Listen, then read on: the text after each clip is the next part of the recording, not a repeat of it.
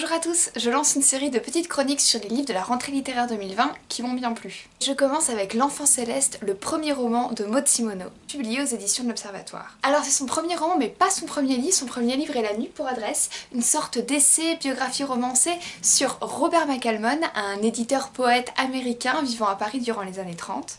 J'ai déjà fait une vidéo sur ce livre, je vous mets l'adresse en description. L'Enfant Céleste raconte l'histoire de Marie, une quarantaine d'années, qui vient de se faire larguer, et de Célian, son fils d'une dizaine d'années, qui lui s'ennuie fermement à l'école et ne se sent pas en phase avec ses petits camarades de classe. Tous deux étouffent dans leur quotidien parisien et décident de s'exiler sur l'île de Venne. Une île anciennement danoise, désormais suédoise, située en plein dans la mer Baltique, qui a pour particularité d'avoir été le repère de l'astronome Tycho Brahe, un astronome danois du XVIe siècle qui a été le premier à cartographier avec précision le ciel. Célian est un passionné d'astronomie et un très grand admirateur de Tycho Brahe, c'est d'ailleurs pour cette raison qu'ils ont décidé de s'échapper sur cette île. En ces lieux, au contact de la nature, de la faune, de la flore, mais également des rares habitants de l'île sur lesquels je ne dirai rien afin de vous en laisser la surprise. En ces lieux donc, Célian et Marie vont peu à peu, doucement mais sûrement, se reconstruire et se retrouver.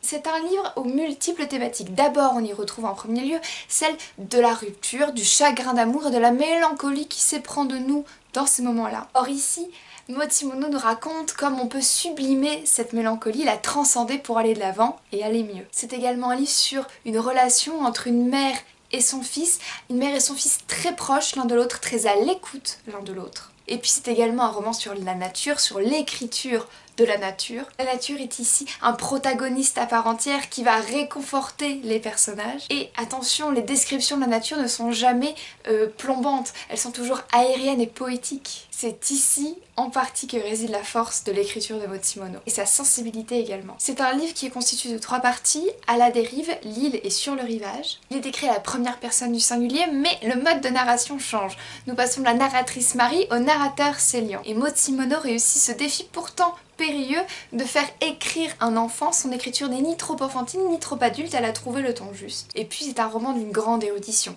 qui nous raconte l'histoire de l'astronome Tycho Brahe, mais également autour du mystère de l'écriture d'Hamlet de Shakespeare. Ici aussi, je ne vous en dirai pas plus. Je tiens à préciser que c'est une érudition qui est généreuse, c'est une érudition qui ne laisse pas le lecteur, au contraire elle l'accompagne et le guide. C'est pour toutes ces raisons que j'ai beaucoup aimé ce roman de Maud Simoneau et j'espère que cette petite chronique vous donne envie de le découvrir à votre tour. Et nous on se retrouve très bientôt avec la chronique de Térébenthine, le dernier roman de Carole Fives.